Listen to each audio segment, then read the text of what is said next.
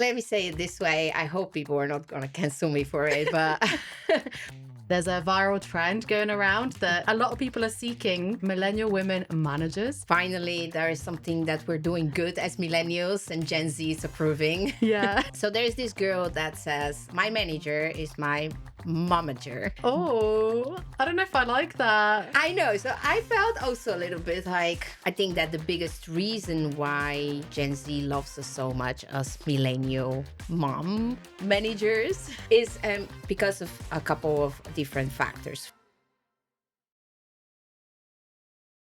Teddy recently got married, so congratulations. And congratulations on your birthday. And we will talk about this later on as well. Teddy's got a book, but we will discuss it later on in the episode.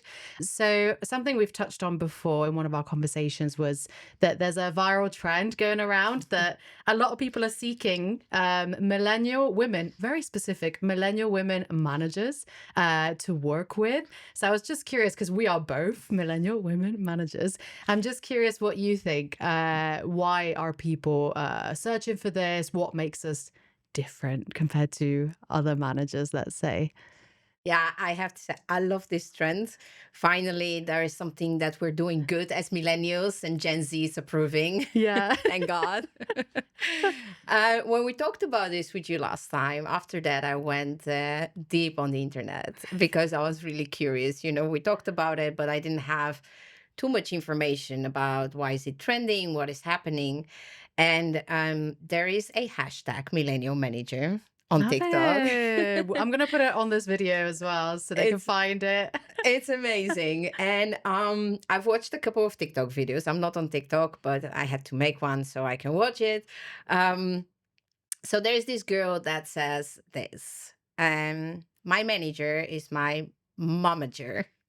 So, not like Kris Jenner from the Kardashians momager, Yeah. but she says, I've had a couple of millennial managers so far, and they give me big mom and dad vibes.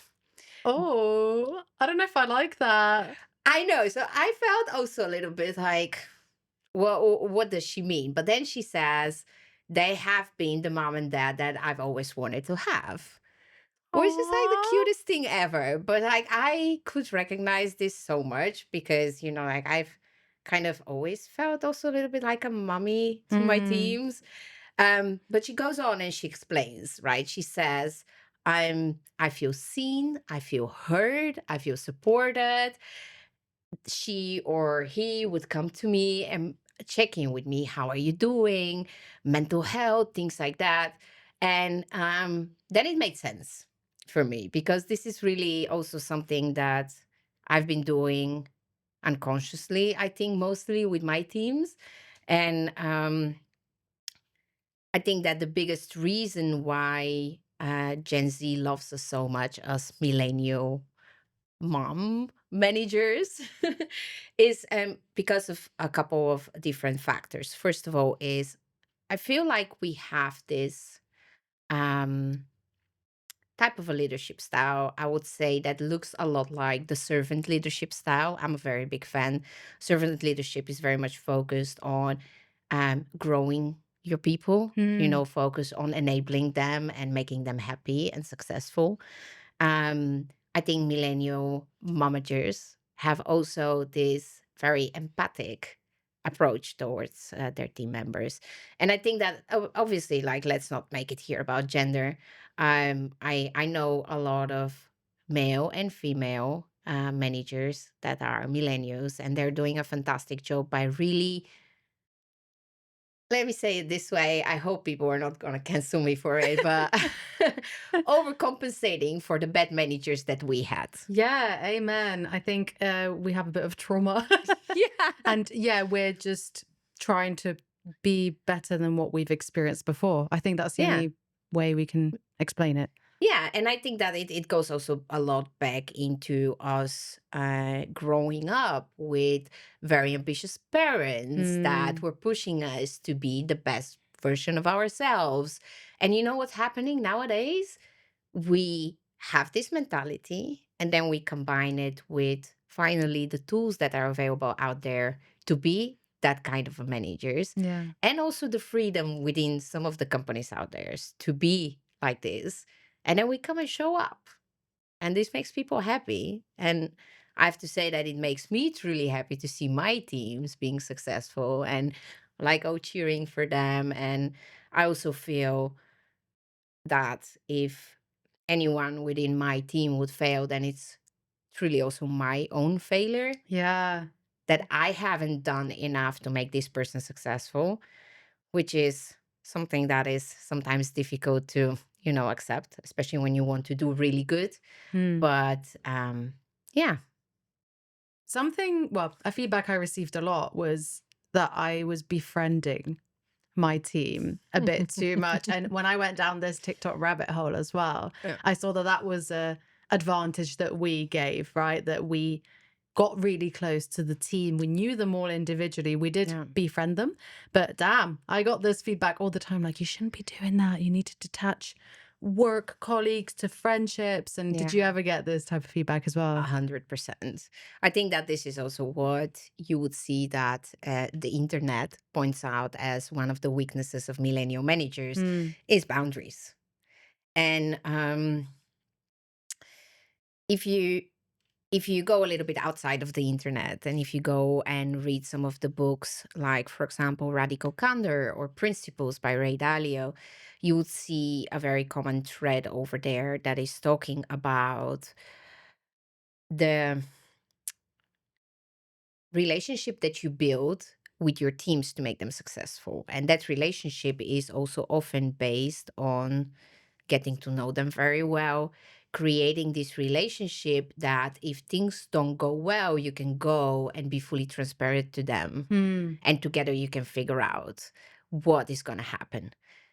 Now, if those books are promoting this, and we as millennial managers are trying really hard to get there, I think that the question that I'm asking in here is, what is the difference between this and friendship?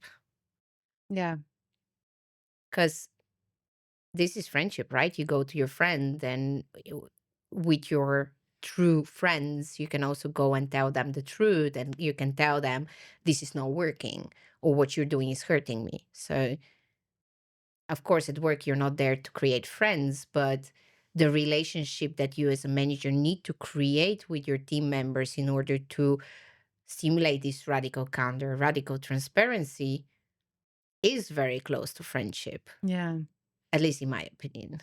Yeah. I mean, I've asked this question to other guests as well. I get such mixed reviews like work is work. You should be very professional to create that atmosphere that like you are a leader and then what you say, you can implement with the team without any like bias or consequences, right? I think that's the Mhm. one of the like sides of the coin is like if you have a friendship you can like I feel it because I'm exactly the same with like leadership style. I get really really close with the team because I feel more comfortable with sharing the ups and downs and the challenges and preparing them, warning them for stuff happening right in the Exactly. company. But then there's that other side that I've found out during these podcast episodes speaking to other people is maybe you can lean more towards bias if you like subconsciously prefer a team member, etc. And yeah, so there's also this side of it which I guess companies, if they see a red flag, that companies always zoom in on it and they're like, oh, then this is bad, right? Yeah, yeah. But I think that if you, oh, sorry. It's okay, it's okay. I think if you, as a manager, operate from the perspective of your personal values and your principles, you're not in danger. Because if your values are, for example, transparency, or I don't know, happiness, or let's say, do you know your values? I think, yeah, transparency in a team, if I'm a Yeah, manager, yeah, yeah. yeah, transparency, I For think, is example, yeah. number one. So, of course, we as human beings are all biased, and we can do a lot to eliminate it, but we'll never be able to eliminate it fully. So, as soon as we operate as managers from the set of values and principles that we have, we can treat everybody in the same way. Mm. And with some people, we're going to have a better click than with others. But you can always say, I might be friends with Pete, but I'm less of a friend with Anneke. In the end of the day, if you operate from your principles and from your transparency value, you end up treating them in the same way. Yeah. But the thing is that maybe with the one you're going to sit down and have a cup of coffee and be like, hey, listen, this and that and that. And then you're having transparency there. And with the other one, you're going to do it in a different way because this is also something that we learned as millennial managers. We have to adapt our leadership style towards our different team members as well. Yeah. And I think this is important. If we manage to communicate this towards our managers, our leaders, like no matter what I do with my team members, I operate from this set of behaviors. Yeah. I think then we're good. Yeah. Yeah. I totally relate. I think, like you said, if you adapt yourself to the different people in your team, and as long as you are applying the same familiarity with all of them, of Hmm. course, some might be a bit more introvert and prefer to like not call with you, right? And just talk Yeah. to you on Teams or Slack. And then other people like can't wait to get on the phone to you and need that Yeah. validation, right? But I think management, well, people above us just need to trust the fact that we're applying this warmth, this, kind of friendship, I guess, this closeness to the team in different ways to get the same Hmm. outcome, to get everyone to be productive. Yeah. When I did this, so I'm not a manager anymore. I used to be a couple of months ago. And what was funny is like the team would come up to me separately and almost be like, so funny, like they clearly like liked each other, but they were all really, really different people. But I liked all of them, of course, individually, because I got to know them and they were all Yeah. so different.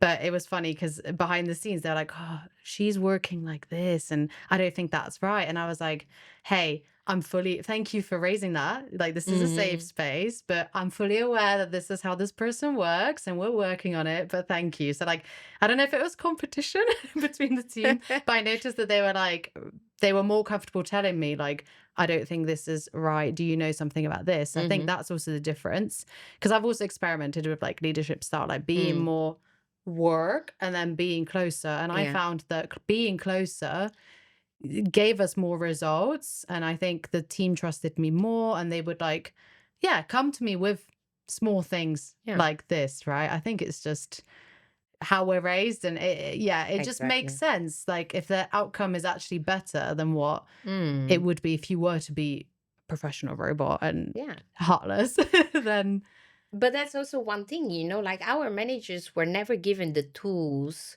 to be confident in being vulnerable and in mm, being warm and friendly. They didn't know any better. The same way, like maybe some parents didn't know any way better.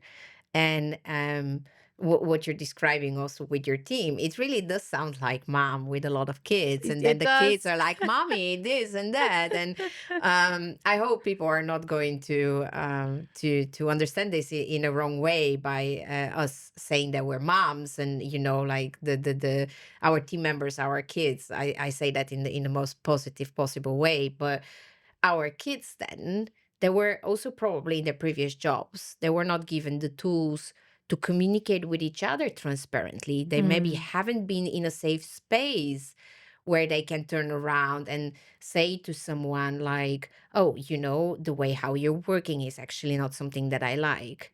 Or they haven't even maybe had a manager before that told them, why does it bother you?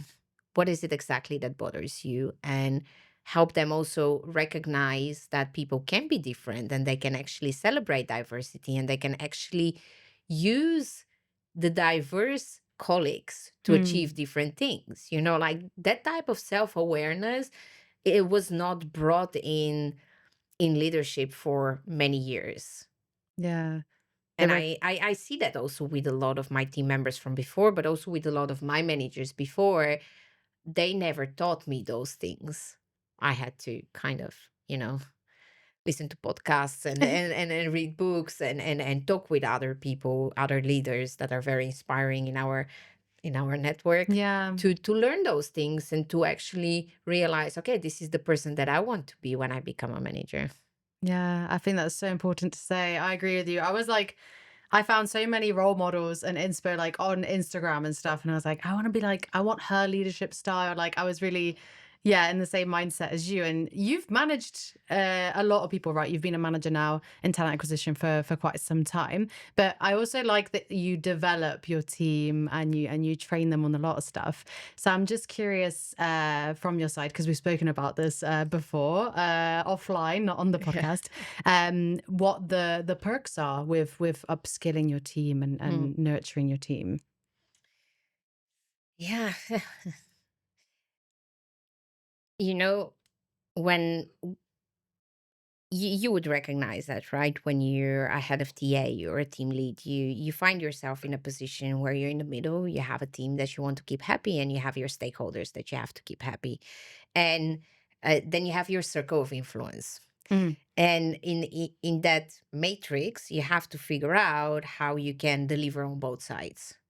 And if you want to deliver on the side of your team, you have to continuously work on yourself to become a better person. mm, Being a leader is not about being flawless, it's about being authentic and willing to learn and willing to develop yourself. Only then you can also help your team to become better. When you start inspiring your team to become better, and when they actually start doing the work and you're there to support them and pick them up when they fail and tell them that it's perfectly fine because there is no failure, only feedback, and so on, you would see how those people start growing. You don't have to even push them, like they do it themselves. This will lead to improved job performance, what on that side the leadership team is very happy about, but it will help also the rest of the team get inspired. So people are growing together, they get inspired from each other, and at the same time, they get happier and more satisfied. They have direction. They have, um, how do you call this word? Let me think about it. Um, they have purpose. And all of this is going to deliver what the leadership team wants, what you want, and also committed people in the end of the day. This is how I see it. yeah. And you mentioned before about this beautiful story when you were working at Xebia. Is Mhm. that how you say the company, Yeah, right? yeah. With how you grew the team Hmm. and built them up. Well, I think when I'm looking back at my time at Xabia, I think that it's probably one of the happiest times that I've been, and probably also most challenging ones. Um, I had almost a 2-year project there. And when I came in, we had a decentralized team. We had, ah, I don't even remember, I think around 8 recruiters that were working for quite a lot of different business units. And they were smart and they knew what they were doing in their own business unit. And they knew the network and their target group. And it was really great to see how successful they were in their own little bubbles, but they were not helping each other. They were not a team. Um, and then I came in, and I was actually hired to help them improve their processes and centralize the recruitment team. And then some organizational changes happened. And a couple of months later, I was asked to take over the role of head of talent acquisition interim. And I was not planning to become a manager ever again in my career, because back in the days when I was a manager, I had terrible experience because I didn't know anything. Mm, And that's a long story. But I knew the people, and they were so eager and they were so motivated, and I liked them so much. So I was like, yeah, I would love to help them grow. And then fast forward, I think 1.5 years later, the team was 22 people. wow. And imagine, this was at the most booming times of recruitment. I think that was like around 2, 3 years ago, when there was no available recruiter on the market. Mm, The salaries of the recruiters were exactly, yeah. and it was close to impossible to actually headhunt a recruiter. And then I came with the idea to build our own sourcing team because it would take less time and efforts to actually hire some juniors and train them myself rather than having to search for sourcers all over the world and hope that somebody will agree to work with us. And you have nowadays sourcing society, and they're my babies, and I'm so proud of them Yeah. because I mean, look at them. They came in, they didn't have any recruitment experience or barely a couple of months, and they turned out to be some of the smartest and most motivated sourcers and recruiters out there. And maybe I'm exaggerating because they're my babies, but I'm so proud of them. And this is really something that only shows that when you're very passionate about the work that you do and when Yeah. you really truly care about people and you put your team always first, you can see people bloom. And I Yeah. love it. And there were people in that team that were also struggling because they were not enabled. They were not heard by stakeholders, or they were labeled as, I don't know, underperforming or difficult. And maybe leadership wanted to let go of some people and stuff like that, like that happened in different companies that I worked, that I would join, and they would say, oh, we have some underperforming recruiters and we're thinking about letting them go. And then I would always say, wait a second, why are they underperforming? Give me a couple of months before you Yeah. let them go, because I need to figure out what's going on. And then those people within 6 months become very well performing. Why? Because they were not enabled. They were not heard. They were not stimulated to do the things that they actually want to do and make them happy. And yeah, this is how you can transform teams. It ties in with what you've said, being personable and treating everyone as separate beings Yeah. instead of clustering them into one. I had a really similar situation, actually twice in Hmm. management, two different companies, where they said, oh, this person is stubborn, like doesn't want to learn the new things, we have to let them go, or this person just doesn't get it, and I was like, come on, I'm brand new. And it's awkward, isn't it? As a new manager, especially if Yeah. you're external, just being tasked with that. You're like, hey, can you give me some time to like build a case or understand what's Yeah. actually happening instead of seeing the superficial layer? But you feel like they're hiring you to come in and start firing people. Well, Oh, what that's gonna do with your relationship with the rest of the team, with the team morale? And sometimes I'm thinking like, why people are just going straight for the easiest option out there. mm. Let's fire someone that is underperforming without maybe giving them the opportunity to do things differently. I think it actually pays off even more to be honest with that person. And maybe as an external person or as a new person, it's easier to go to that stubborn colleague or the underperforming colleague Yeah, or yeah. whatever it is and just tell them how it is because no one else has the balls to tell them. And then they can True. actually, if they want to stay, if they want to prove themselves, that actually gives them more energy and fire. But then sometimes they can also be seen as, oh, like they've got eyes on me, like I'm a target. So it is tough. And I hope that people aren't bringing us in just to do that. I Yeah. mean, it is part of our role, right? To performance review and Of course, but like imagine that you're right now in Versuni, and then you're being misunderstood because touch no, wood. you Yeah. I mean you openly talk about ADHD, Yeah. right? So Yeah. there are quite a lot of people out there that don't understand ADHD and don't understand how the brain works. So let's put a manager, let's say I was stigmatized at 50 plus blank guy is your manager, and Mm. he doesn't understand ADHD and how your Mm. brain works and everything. And after 3 months says, no, this is not how work is done. I'm not Mm. happy. She's talking for 2 hours with candidates. She has to spend only 20 minutes with them. Uh, She's not able to focus during meetings. I saw that already 3 times and stuff like that. yeah. And then I would come in and I would get this summarized by this person, and I'm the new head of talent acquisition, and I would sit down with you within the first week and say, Daisy, listen, um, I've understood that you are underperforming or that the management has difficulties with your communication style, with interviewing style, with this. I think we need to change some things. Mm. What does that do with you, first of all? Yeah. Sounds very hostile, doesn't it? It doesn't seem Yeah. very And inviting. and Yeah. then what would you think about me? Who are you and what do you know about me? Yeah. Right? So Yeah. it's not going to help. I would never ever be able to help you Mm. if I would have to come in and have this conversation with you. Yeah. I can only have this conversation with you after 3 or 4 months that we're working together. Maybe you open up towards me. I've seen things. And then I have the observations of the leadership team. I had a good conversation with them already, what I think about it. And Mm. does it bother me or not? And then I can sit down with you and think about it.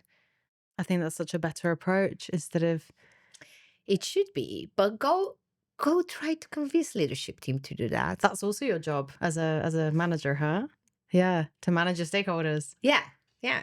And I feel like, honestly, I sometimes feel it's so much easier to keep my team happy than to keep the leadership team happy. Yeah, especially if you become friends with them, especially if you become their moms. But just reverting back to the people you brought into Exebia who didn't have experience or had juniorship experience, how like if someone's listening and thinking, oh, maybe I want to break into the recruitment world, I don't really Mhm. have experience. Like, how did you find them? How did you assess in interviews like that they could be able to do this job? Yeah, that was such an amazing experience for me. I remember when I decided to do this. For a while, I was struggling a lot with creating scorecards for interviewing because I was really like, okay, I'm not going to evaluate them on hard skills because, like they're juniors, they don't have any necessarily recruitment or sourcing hard skills. So what are the soft skills? What is it that I'm looking for in terms of mentality and mindset and how they communicate and how they do things? I remember I was at one of the Keen hosted um meetups, and then there was a lady there. Oh God, I forgot her name. But she was talking about hiring people and mostly hiring people based on their soft skills and their potential rather than hard skills. And then it clicked. I had a conversation with her, and she told me how I can go out there and actually look for a specific set of personality traits Ooh. that can help me find the right people that I'm looking for. Because, I mean, like in the end of the day, sourcing and recruitment is something that you can really learn in terms of hard skills. But the mindset of a recruiter and that capability of not giving up and going Mm. on and the communication skills and stuff like that, that's something that it's very difficult to teach someone. Let's say almost impossible, I think. So I sat down and I wrote down what I would be looking for. Does it sound egocentric if I say I just looked back at the time when I was a junior recruiter and how excited I was about recruitment and sourcing and stuff like that? And I just wrote down what were my qualities back then. I think it's no, you're putting yourself in their shoes, right? You're trying to find Yeah, relating and finding yeah. similar people, Or yeah. maybe I was just trying to find some mini me's. That's also something that managers do often. Your kids. Yeah, exactly. But yeah, I ended up writing what I think was super cool job description, which started with, are you the one in a friends group that knows how to stalk the ex-girlfriend of the new boyfriend of your neighbor? Oh, And wow.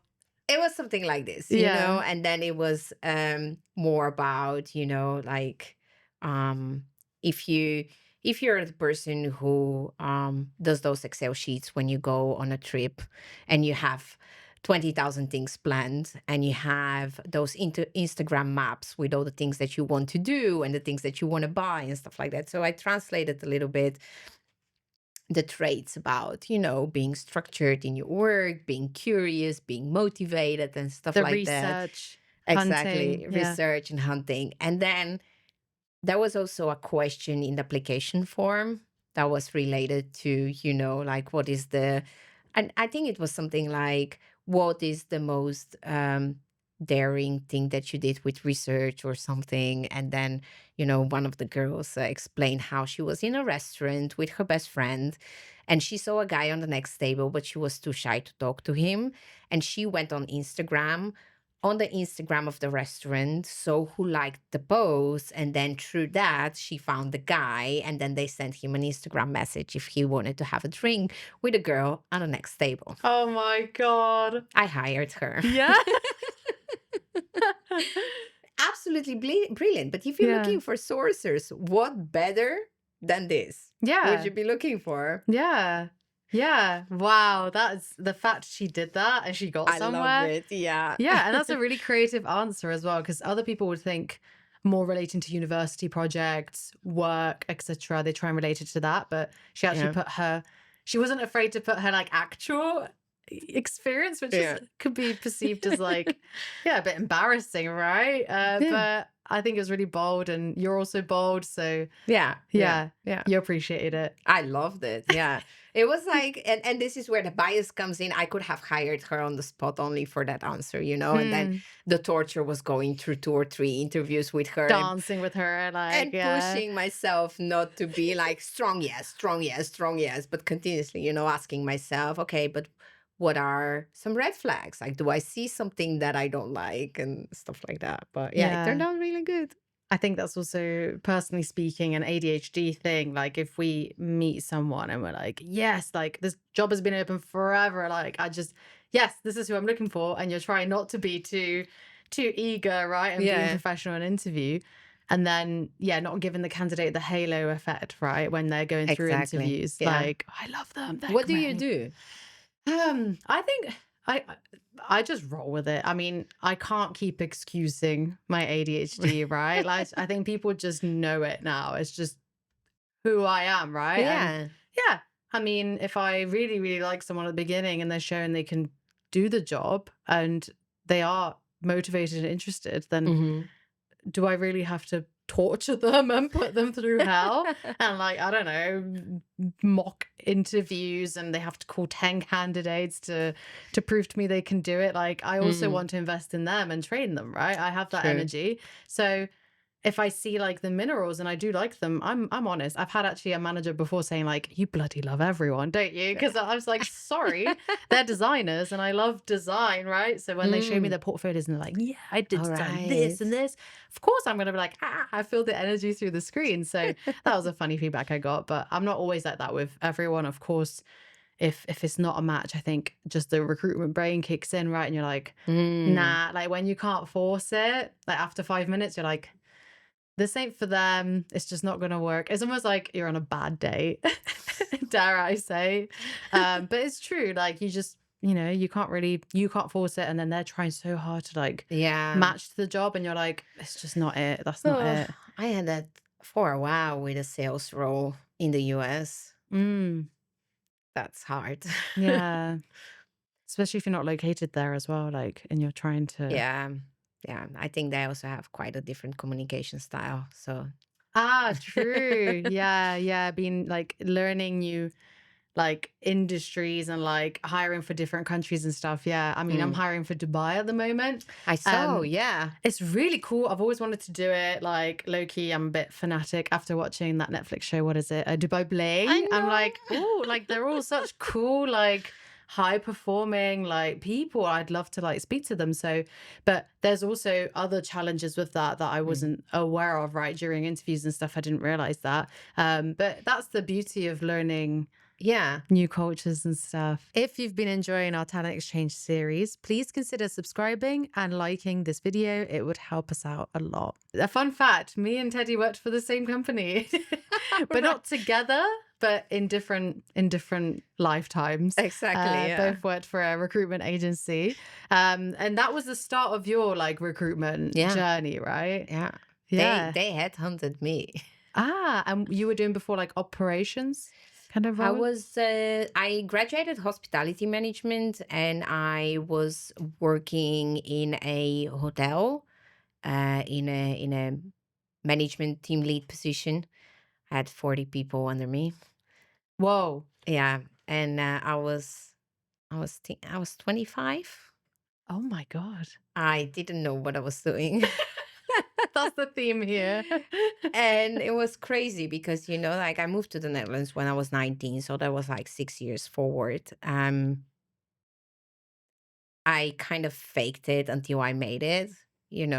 So I end up in this leadership position, having 40 people in my team with a very Eastern European mindset of you have to be happy that you have a job and you're getting paid. So you come in, you do your job, and you leave. That kind of didn't work that well here in the Netherlands, Mm. surprisingly. So I remember my first performance review for contract extension after 7 months, where my manager told me, "Oh, I'm so happy with you because when I leave the place, I know that it's going to be perfect. Like Oh, wow. everything is going to be left clean and organized. And the next day, when your colleagues start, everything is going to be great. But the team hates you." Oh, wow. Oh my God. So I've been called names like the Ice Queen, or I hope you have the little beep on. Mm. um, but it hit really hard to hear that, like it obviously it hurt my ego, but everybody wants to be liked. So if you hear that there are 40 people that you're leading feel like this about you, it's actually heartbreaking. Mm. So I turned around to 180 into what we're talking, becoming best friends with them. That didn't work out really good as well. So because of different factors, not only this, but I decided that it was time to leave the hospitality industry. I needed more innovative, more flexible environment. Yeah. And then I got headhunted by the agency, and they sold the dream. They probably did to you as well. I But lived abroad. I lived somewhere else and they all sold me the right. dream. Yeah. Yeah. Yeah. Yeah. I think it was a great place to learn in the sense of what were the things that I was appreciating about recruitment and what not.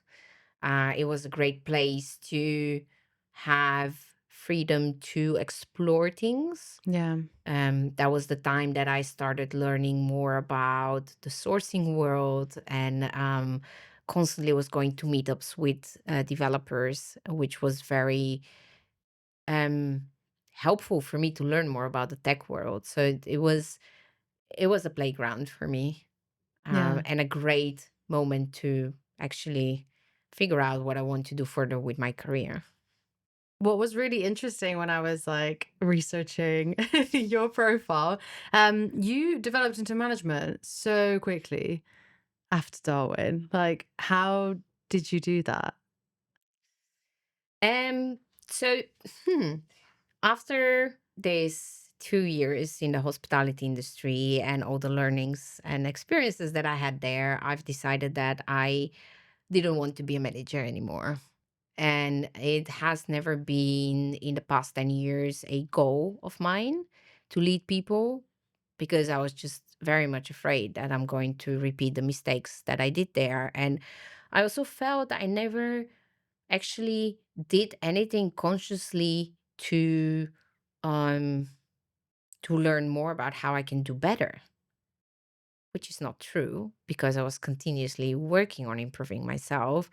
But I'm a person that needs to see it happening. So then I would go to school or university or something and do a course in management, and then I would feel like I'm ready to be a manager. Mm.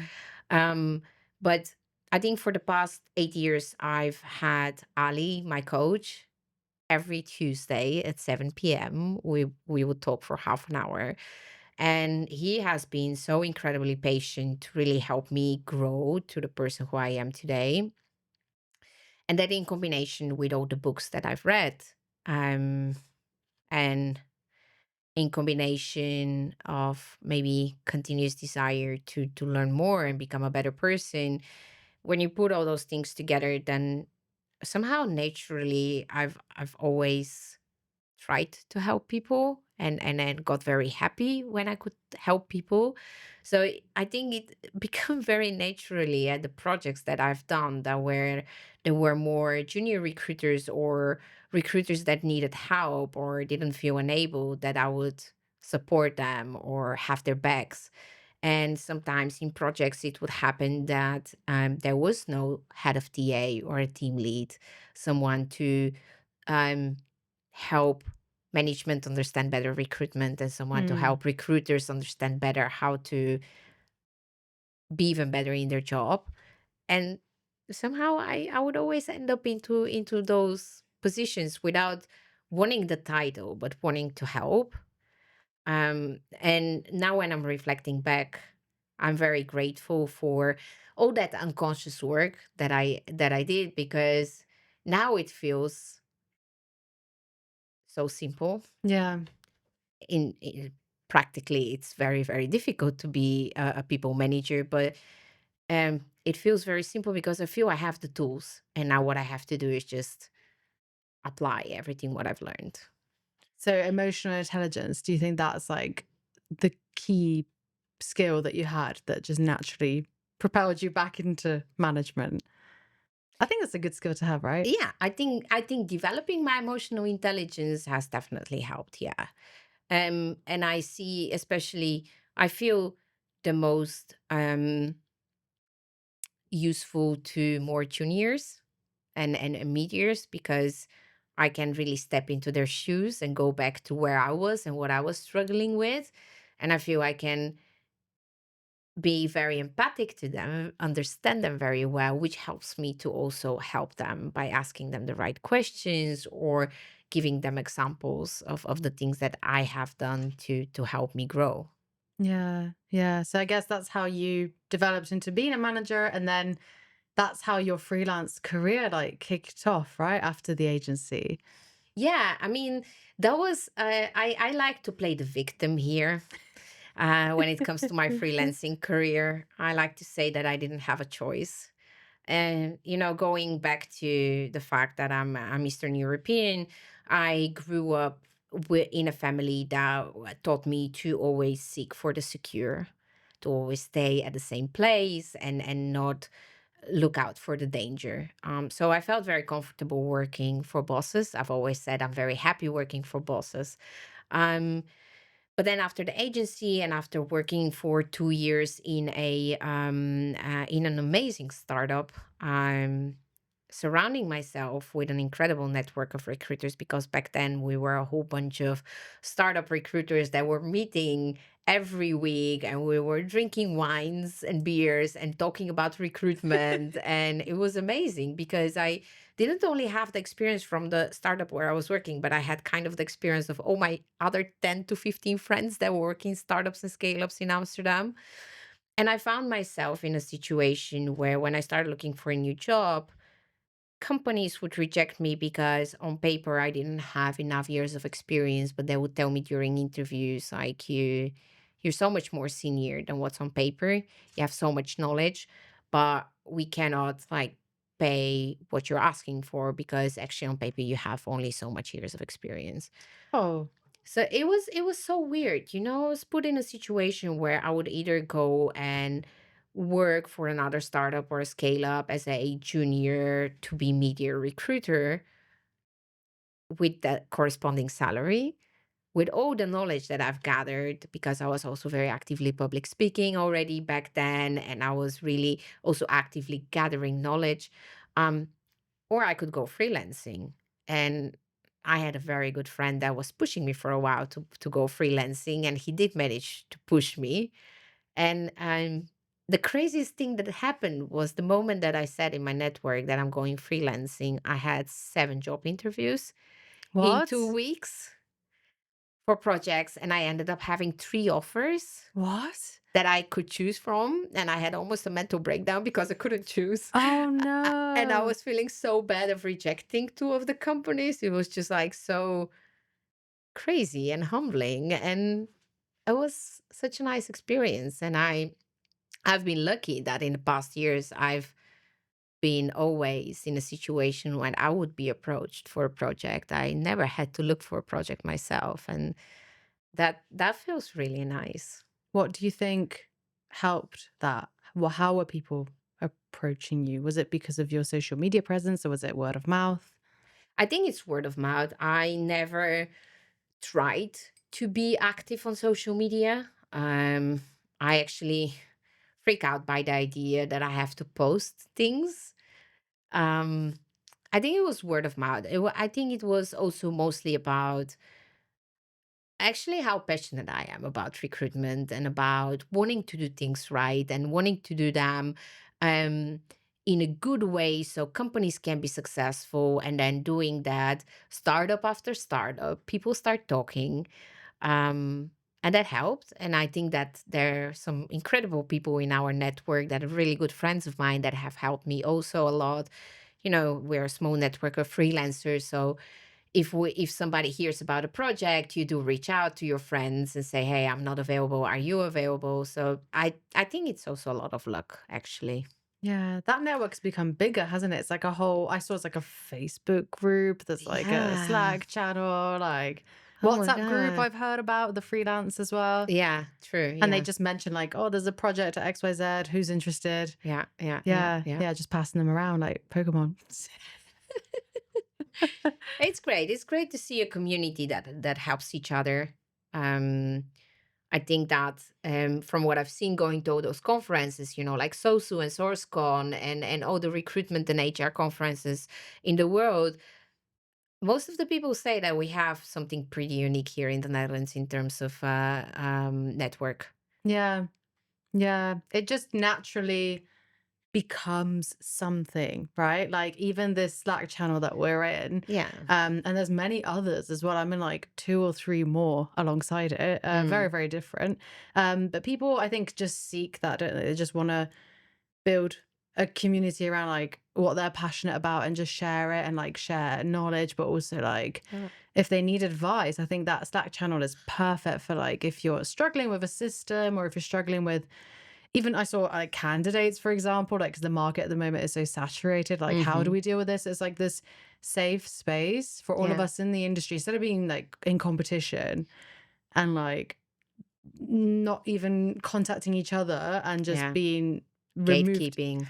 gatekeeping exactly. Instead, we've actually just harnessed that and we're like, fuck it, let's make a group and then let's just all be in this together instead Yeah. of in competition, right? Which I think in the recruitment world is really refreshing. I didn't have that back in the UK, for example. So coming here and seeing Yeah. that, I was like, damn, we're doing something right. And then we're Yeah. also going to these social gatherings together. Like it I tends to love be the it. same people. Yeah. So it is nice. It's helpful actually.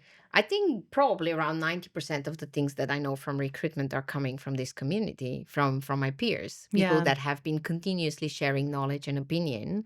And I don't think that there is a better way to learn than actually hearing from other people how they failed and how they succeeded. Yeah.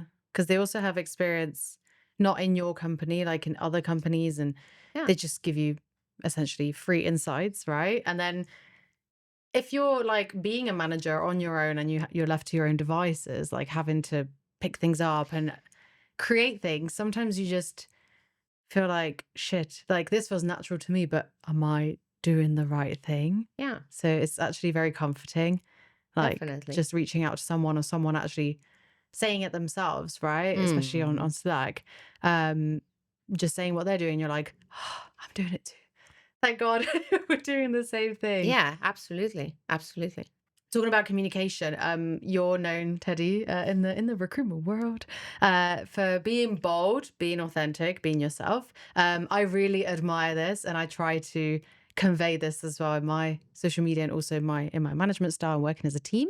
For those that are looking to seek guidance from you, watching this episode or listening, how do you be unapologetically yourself in a professional environment? Yeah. Good question.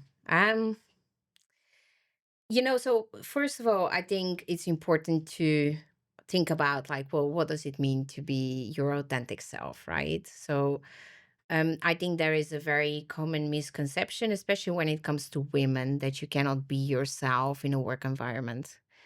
When we're looking at the term authentic, and when I look at myself, I think that there are a couple of things that authenticity means to me. That's first of all self awareness. We talked about this, but knowing who I am, my personality, my values, my principles, my strengths and weaknesses really helps me being authentic. Honesty is another part. Books like Radical Candor and Principles, they're talking a lot about the fact that you have to go full blown into radical transparency if you want to be happy, if you want to create good relationships with people around you. And it's probably one of the most difficult things to do because people are not taught to deal with honesty. So this is why maybe some people are struggling to be authentic because they want to be transparent, they want to be honest, but they don't have the safe environment to do Yeah. so. I think it's also a lot, in my case, authenticity means also a lot of vulnerability, Absolutely. really daring to be vulnerable out there and share what my weaknesses are and how I'm dealing with that and what impact does that have on my life. And we're all on Instagram and TikTok and we're sharing the beautiful parts and everything, but um, I strongly believe that the best way how you can influence people, or I don't want to influence people, I want to inspire them, is by sharing also the learnings. And the learnings often come from the things that are not going that well. Yeah.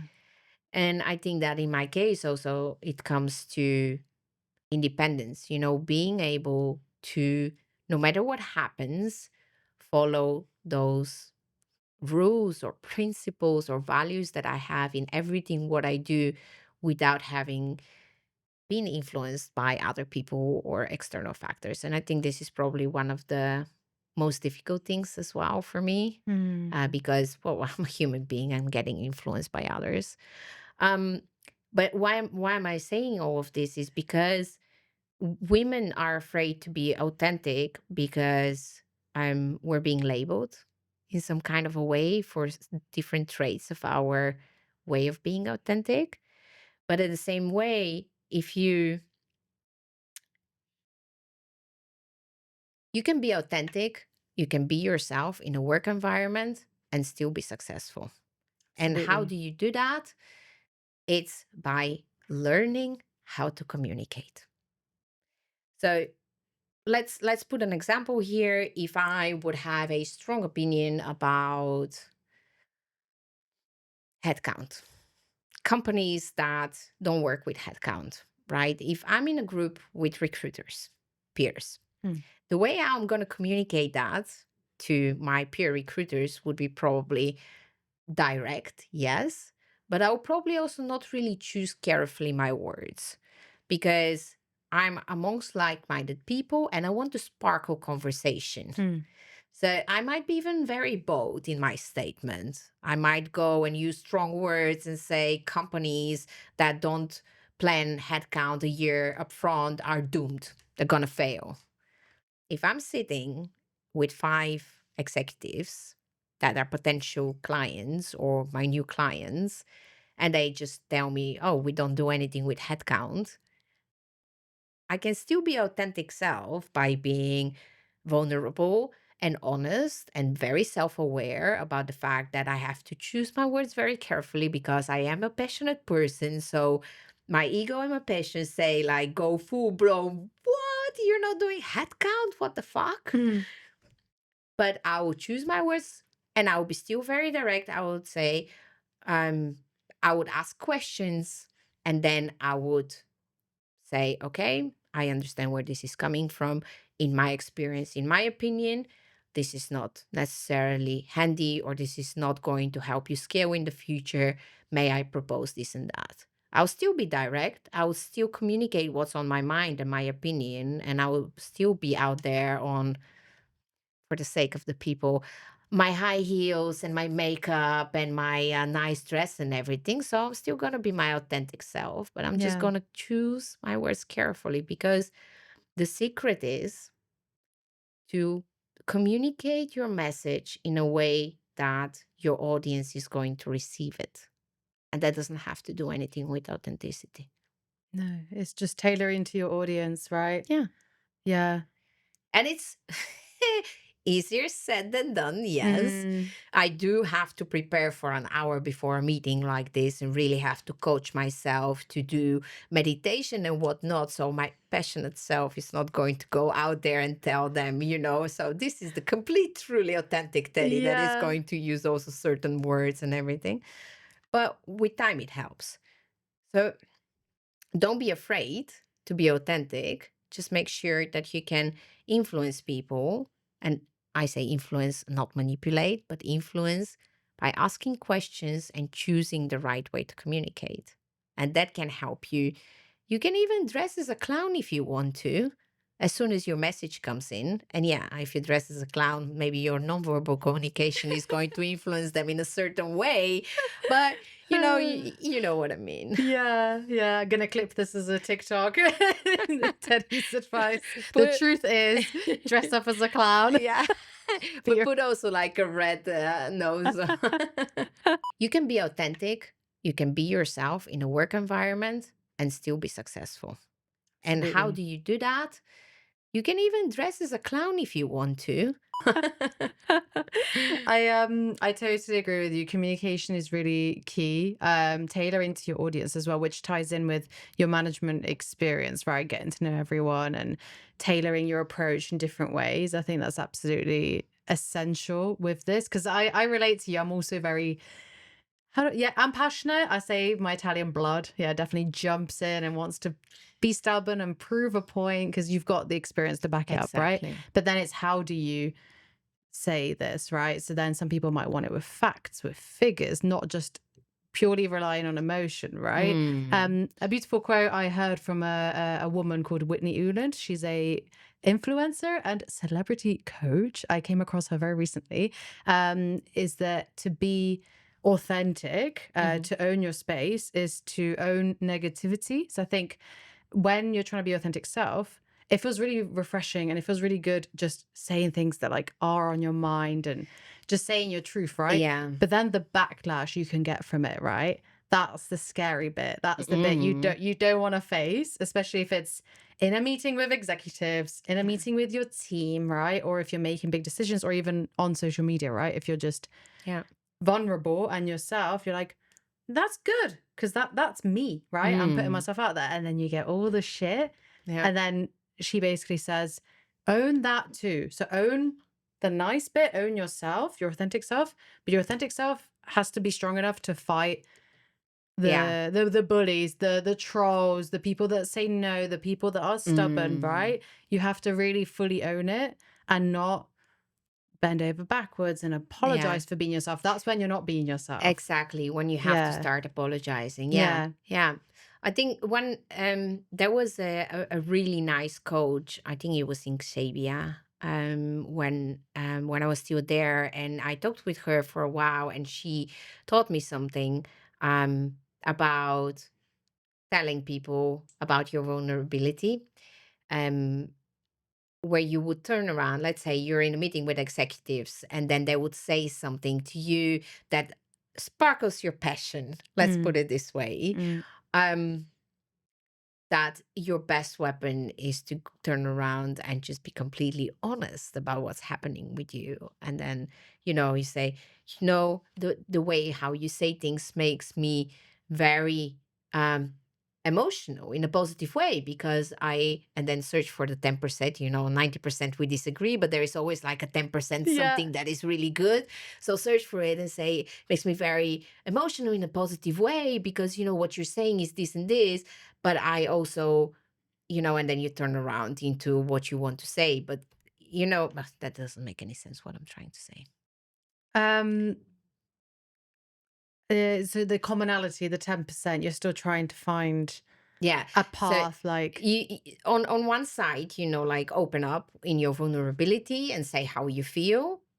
That works really good. And then find the 10% of what actually makes sense of what they're saying, and then add up the rest of the thoughts that you have. yeah, And if the people know you, you can even go into making a small joke like, oh my God, I really feel like very emotional about this topic. So you might see that I'm getting into a bit faster talking, or you might see that I use words that are uncommon for me. I hope you understand. It's Yeah. a very important topic for me, something Yeah. like that. And then people just somehow put a bit their shield down, I think, or maybe their judgment a little bit. They judge a little bit less, maybe. I think that's literally the terminology for unapologetically Hmm. being yourself, because you're not apologizing, you're just stating like, this is Right. who I am. You kind of have to deal with it for 5 minutes. Yeah. If you're okay, Yeah. if you want me Yeah. to actually be like express my true opinion Yeah. about Yeah. this meeting or this project or headcount, Exactly. for example, you have to just sit with me, sit with the Yeah. space for a minute. Yeah. Talking about being unapologetically yourself, being bold. Congrats. You've written a whole book. I'm so excited to read this later. Thank you so much. Can you tell us a bit more? So it's called Unicorns Don't Exist. Can you maybe tell us a bit more about what inspired you with the cover? Because I absolutely love it. And who the book is for, what the book is about. Yeah, sure. It's been an incredible 4 years writing journey. And the self-publishing part was a very educational journey, I would say, with a lot of ups and downs, but it's here. It's here for a couple of months now, and it's doing so well. I'm pretty amazed by it. I still can't believe I'm pinching myself all the time. It became an Amazon bestseller in the first week, Oh my God. which is absolutely insane. Wow. So So you should buy it. It's an Amazon bestseller. what is the book about? It's a practical guide for startups that want to hire. So initially I thought, okay, I want to write a book. I've been working a lot with startups and scale ups, and I would notice that recruiters in general, whether me or some of my colleagues, would come into a company, especially if they're the first recruiters. We would spend the first 3 to 9 months on building up the recruitment infrastructure, um, or and explaining to our stakeholders the importance of recruitment. What I wanted to achieve with this book is, on one side, help founders and maybe even recruiters in startups to build that infrastructure as soon as possible so they can actually start recruiting, which is the most important part, right? They need to grow. And at the same time, I wanted to give them a very hands-on book. That's why I created a Very playbook. hands-on. Yeah. So it's a practical guide that covers the complete end-to-end recruitment journey, from basically anything of implementing an ATS or recruitment process or interviewing scorecards to job description, offer letters.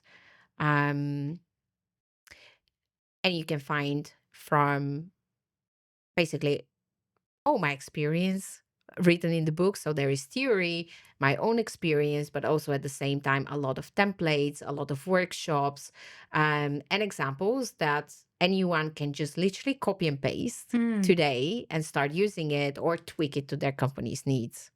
That's so amazing because you've got all of this experience. It's all in your head. It's good to just get it out in the world, and yeah, it's all in 200 pages, right? Yeah. All of this knowledge, all of your experience. And I love how I've just had a quick look, how you've like sectioned the book as well. It's not all just pure text, tiny writing. It looks really easy to digest and absorb. And I think you mentioned before, right? Like you don't have to read the whole thing and implement it. You can Yeah. implement it in small stages, right? Exactly. So if you are struggling right now with, for example, the fact that you don't have an ATS, you just open on the chapter that is about ATS, where I tell you how you can find an ATS, how you can choose one, how you can implement it, what are the most important steps in there. And yeah. Daisy from the future here. So I had a chance to read Teddy's book, Unicorns Don't Exist, and wow, I read it on holiday and it was such a good read. Teddy wrote this in a way where it's so easy to read and implement. I was even taking pictures of examples and sending them to our recruitment marketing manager at my company, just saying, look at this idea and look at this idea. There are so many good ideas in this.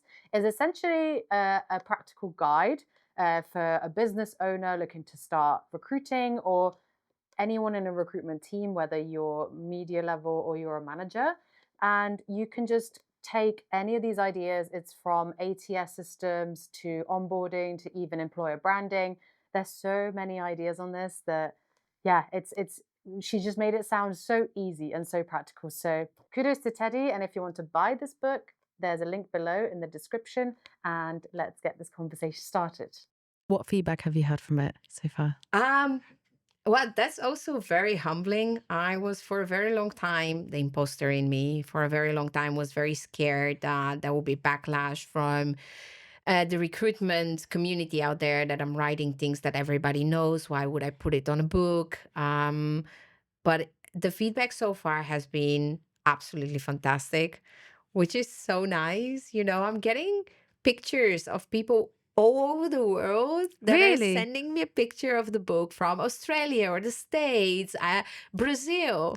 Oh my It's God. insane. And then they're sending me a picture. They're like, I'm reading your book right now and I'm super inspired, or I've implemented already this, or I took pieces of this and then I created that. What do you think about it? And it's founders of startups. They're managers in big companies that are restructuring how they operate and how they do recruitment in their business units. They're recruiters that have 15 years of experience and read this and say, "Oh, you made me think about doing things differently." And I don't know, it's just so nice to hear.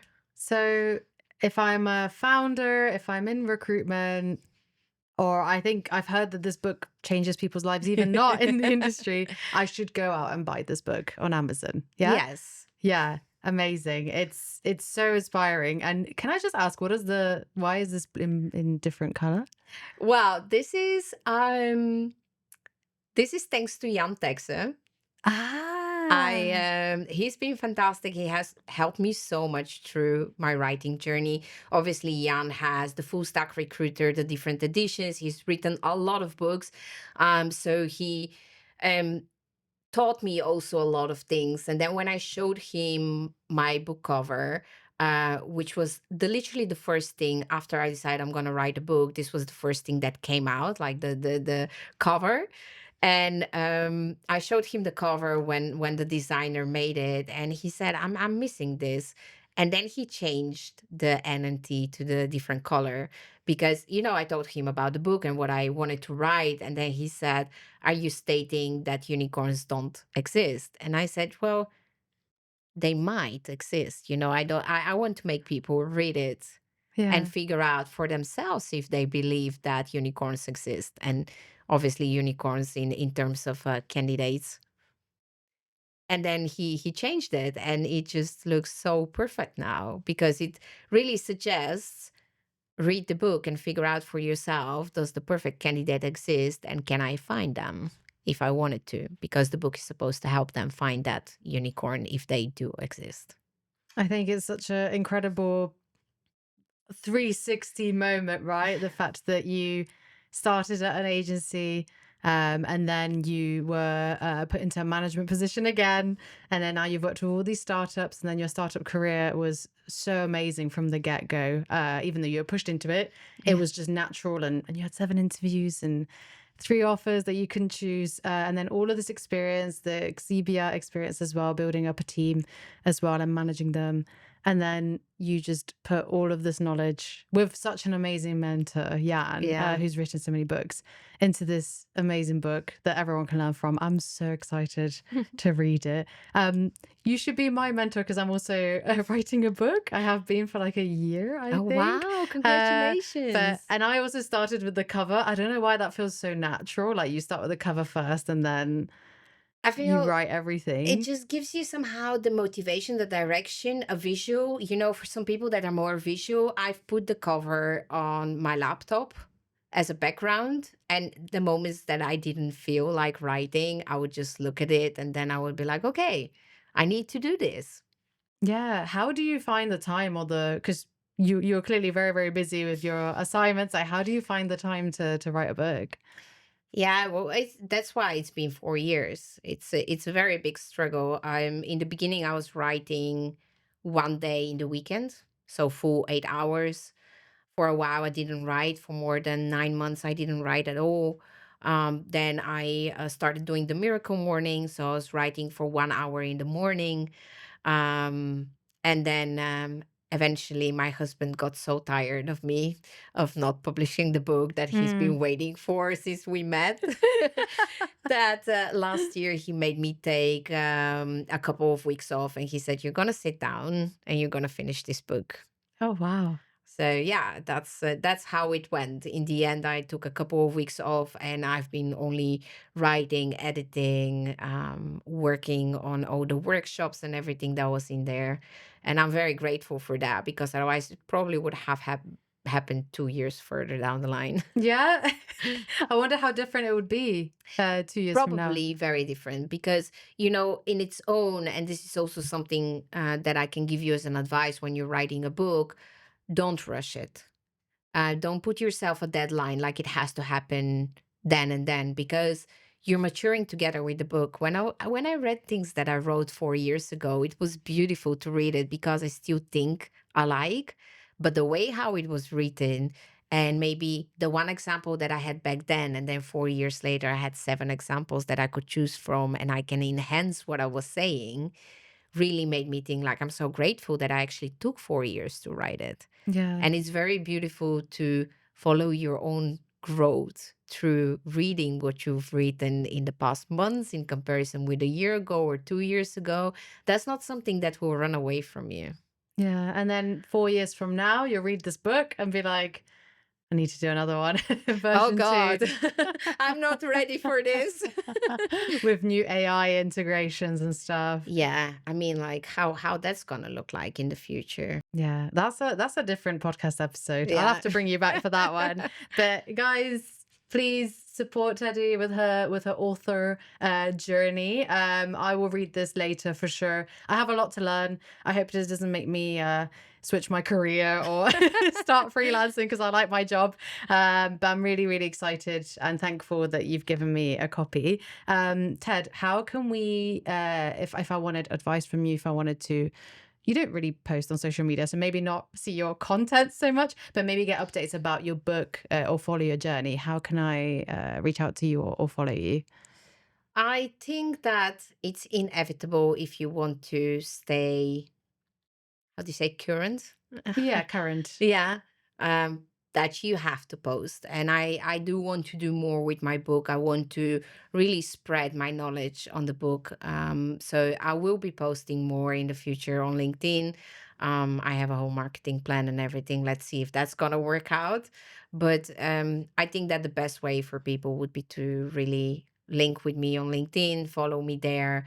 I really love to see the community there as well, from all the public speaking that I've done before. There are people that connect with me and then years after that tell me how they implemented something that I spoke about. And this makes me really happy. So people should feel very free to link with me and then ask me questions or give me feedback about the book. I would really love that. Yeah, you've touched so many people's lives with the book, like you said, all across the world. People you've mentored, people you've met in the Slack channel, recruitment channel, and also during public speaking. So I just really feel very humbled to have you opposite me today, having a empty prosecco. We did a good job.